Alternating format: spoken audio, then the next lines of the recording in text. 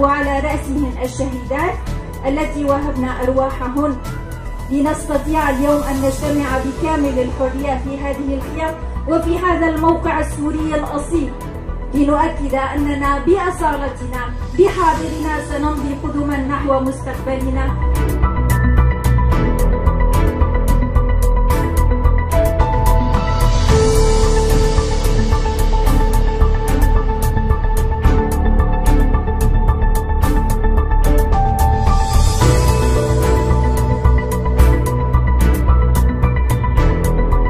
تمت تصفيته على يد الجيش الوطني.